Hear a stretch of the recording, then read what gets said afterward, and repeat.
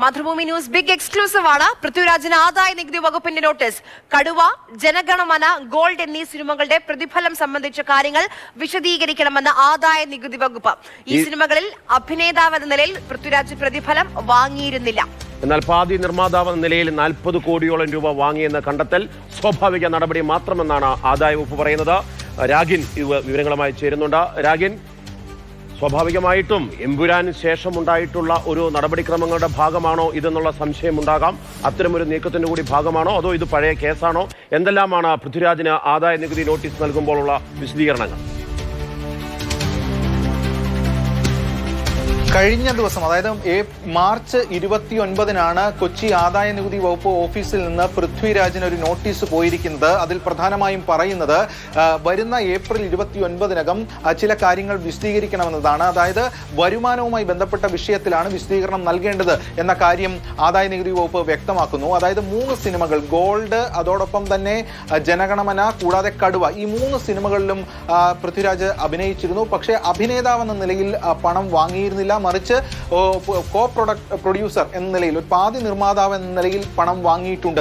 അപ്പോൾ അതുമായി ബന്ധപ്പെട്ട കാര്യങ്ങളാണ് വിശദീകരിക്കേണ്ടത് എന്നതാണ് ഇപ്പോൾ വ്യക്തമാകുന്നത്. സ്വാഭാവികമായിട്ട് ഒരു വ്യക്തി എന്ന നിലയിൽ, അഭിനേതാവ് എന്ന നിലയിൽ പണം വാങ്ങുമ്പോൾ അതിന്റെ ടാക്സ്, നികുതി കൂടുതലാണ്. പക്ഷേ ഒരു പ്രൊഡ്യൂസർ അല്ലെങ്കിൽ പാതി നിർമ്മാതാവ് എന്ന നിലയിൽ അതിന്റെ വരുമാനം വാങ്ങുമ്പോൾ അതിൽ വരുന്ന ടാക്സ് മറ്റേ ഇതിനെ അപേക്ഷിച്ച് കുറവുമാണ്. അപ്പോൾ ഈ ഒരു പശ്ചാത്തലം, ഈ ഒരു അന്തരമുണ്ട്. അതുമായി ബന്ധപ്പെട്ട് ഇപ്പോൾ ലഭിക്കുന്ന വിവരം അനുസരിച്ച് ഏകദേശം 40 കോടിയോളം രൂപയാണ്. അതുമായി ബന്ധപ്പെട്ട കാര്യങ്ങളിലാണ് വിശദീകരണം നൽകേണ്ടത്.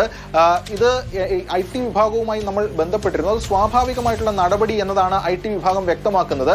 മുൻപ് ഇൻവെസ്റ്റിഗേഷൻ വിഭാഗം കാര്യങ്ങൾ പരിശോധിച്ചിരുന്നു. അതിനുശേഷം കുറച്ചു കാലമായി 3 സിനിമകളും പുറത്തിറങ്ങിയിട്ട് ഇപ്പോൾ ഈ പൊടുന്നനെ ഈ ആദായ നികുതി വകുപ്പ് ഈ വിഷയത്തിൽ ഇടപെടാനുള്ള സാഹചര്യം എന്താണ്? ഇത് ആദ്യമായിട്ടാണോ, അതോ ഇതിനു മുൻപ് ഇതുമായി ബന്ധപ്പെട്ട് എന്തെങ്കിലും വിശദീകരണം തേടിയിരുന്നോ നടനിൽ നിന്ന്?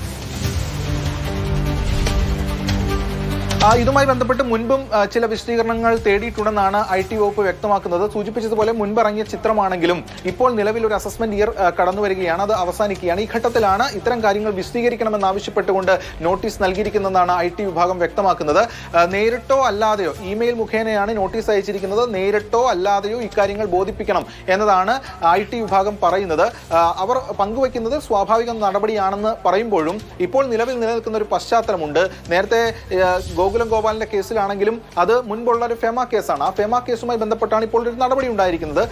അവരും വ്യക്തമാക്കുന്നത് സ്വാഭാവിക നടപടി, ഞങ്ങളുടെ അന്വേഷണവുമായി ബന്ധപ്പെട്ട നടപടി എന്നാണ്. പക്ഷേ നമുക്കറിയാം, ഈ എമ്പുരാൻ വിവാദവുമായി ബന്ധപ്പെട്ട് വലിയ ചർച്ചകളും തർക്കങ്ങളും ഒക്കെ തന്നെ അലയൊലി ആയി നിന്ന ഒരു പശ്ചാത്തലത്തിൽ കൂടിയാണ് ഇപ്പോൾ ഗോകുലം ഗോപാൽ സിനിമയുടെ പ്രൊഡ്യൂസറായിരുന്നു പറഞ്ഞ സാമ്പത്തിക വർഷം അവസാനിക്കുന്നു. ഈ സാമ്പത്തിക വർഷം 2024-25 സാമ്പത്തിക വർഷത്തിന്റെ അസസ്മെന്റിൽ വരേണ്ട 3 സിനിമകളല്ലല്ലോ ഇത്.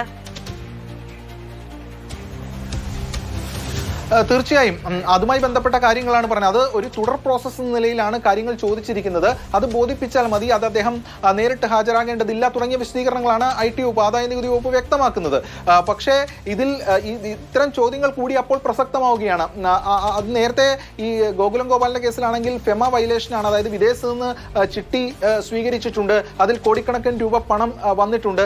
ആ പണം എന്തിനൊക്കെ വിനിയോഗിച്ചു തുടങ്ങിയ കാര്യങ്ങൾ പരിശോധിക്കാം. അപ്പോൾ ഇത് പരിശോധനയുടെ പ്രോസസ്സിൽ അന്വേഷണ ഏജൻസികൾക്ക് പല കാര്യങ്ങളും നോക്കാം. നിലവിലുള്ള ഒരു കേസിന്റെ അടിസ്ഥാനത്തിൽ, അല്ലെങ്കിൽ പുതിയതായിട്ടൊരു കേസല്ല എന്നാണ് ഈ ഏജൻസികൾ, കേന്ദ്ര ഏജൻസികളൊക്കെ പറയുന്നതെങ്കിൽ പോലും ഇപ്പോൾ നിലനിൽക്കുന്ന ഒരു പശ്ചാത്തലമുണ്ട്. അവിടെയാണ് ഈ കാര്യങ്ങളൊക്കെ പ്രസക്തമാകുന്നത് എന്നതാണ് ഏറ്റവും പ്രധാനപ്പെട്ട കാര്യം. എന്തായാലും ആദായ നികുതി വകുപ്പ് നോട്ടീസ് അയച്ചിട്ടുണ്ട് എന്നത് അവരുടെ ഓഫീസിൽ നിന്ന് നമുക്ക് വ്യക്തമാകുന്നു. എന്തായാലും അവർ പങ്കുവയ്ക്കുന്നത് ഇതൊരു സ്വാഭാവിക നടപടികളുടെ ഭാഗമാണ്. എല്ലാ കാര്യങ്ങളും പരിശോധിക്കുന്നതിന്റെ കൂട്ടത്തിൽ നടത്തുന്ന പരിശോധനകൾ മാത്രമാണ്. കാരണം ഈ ടാക്സ് ഇനത്തിൽ ചില ഇളവുകൾ, ഈ രണ്ട് ക്രൈറ്റീരിയ സംബന്ധിച്ച് പണം വാങ്ങുമ്പോൾ അത് സംഭവിക്കുന്നുണ്ട്. അത് ആദായ നികുതി വകുപ്പിലേക്ക് ലഭിക്കേണ്ട തുകയായിരിക്കും. അത് ആ ഒരു ഇളവ് സംബന്ധിച്ച്, ഇളവ് നേടുമ്പോൾ അതിൽ പാലിക്കേണ്ട ചില കാര്യങ്ങൾ എന്തൊക്കെയുണ്ട്, അതിന്റെ വിശദീകരണമാണ് ചോദിച്ചിരിക്കുന്നത്. ആ വിശദീകരണം തൃപ്തികരമാണെങ്കിൽ ആ കാര്യങ്ങൾ അവിടെ കഴിഞ്ഞു. അല്ല, അതിൽ തൃപ്തികരമല്ല എന്നുണ്ടെങ്കിൽ അക്കാര്യത്തിൽ വീണ്ടും പെനാൽറ്റി നോട്ടീസ് ഉൾപ്പെടെ നൽകേണ്ട സ്ഥിതിയിലേക്ക് കാര്യങ്ങൾ പോകും എന്നാണ് അവരുമായി സംസാരിക്കുമ്പോൾ നമുക്കറിയാൻ കഴിയുന്നത്. എന്തായാലും നോട്ടീസ് ഇപ്പോൾ പോയിട്ടുണ്ട്. പൃഥ്വിരാജിന് ഏപ്രിൽ 29-നകം ഇക്കാര്യങ്ങൾ വിശദീകരിക്കണം എന്നതാണ് ഇപ്പോൾ അതിൽ പറയുന്നതായി വ്യക്തമാകുന്നത് ഉച്ചയ്ക്ക് 12 മണിക്ക് മുൻപ്. അതോടൊപ്പം തന്നെ ഈ കാര്യത്തിൽ പ്രത്യേകിച്ചും കഴിഞ്ഞ ദിവസം ഈ ചിത്രം എമ്പുരാൻ ഇറങ്ങി കഴിഞ്ഞ ശേഷമാണ് ഈ നോട്ടീസ് പോയിരിക്കുന്നത് എന്നതും ശ്രദ്ധേയമായിട്ടുള്ള കാര്യമാണ്. മാർച്ച് 29 രാത്രിയാണ് ഈ നോട്ടീസ് പോയിരിക്കുന്നത് എന്നതും ഇപ്പോൾ വ്യക്തമാകുന്നുണ്ട്. ഏതായാലും പൃഥ്വിരാജിന് ഇപ്പോൾ നോട്ടീസ് പോയിരിക്കുന്നു. എമ്പുരാൻ സിനിമയുമായി ബന്ധപ്പെട്ട് ഏറ്റവും പ്രധാനപ്പെട്ട റോൾ ഉണ്ടായിരുന്നവരാണ്. ഒന്ന് ഗോകുലം ഗോപാലനാണെങ്കിലും രണ്ട് പൃഥ്വിരാജ് ആണെങ്കിലും. എന്തായാലും ഇപ്പോൾ അന്വേഷണ ഏജൻസികൾ വ്യക്തമാക്കുന്നത് സ്വാഭാവിക നടപടിയാണ്, പുതിയതായിട്ട് എടുത്ത കേസുകളൊന്നുമല്ല. അത് തങ്ങളുടെ അസസ്മെന്റുമായി ബന്ധപ്പെട്ട കാര്യങ്ങൾ. ഇത്തരമൊരു നീക്കം നടക്കുന്നു സ്വാഭാവികമായി.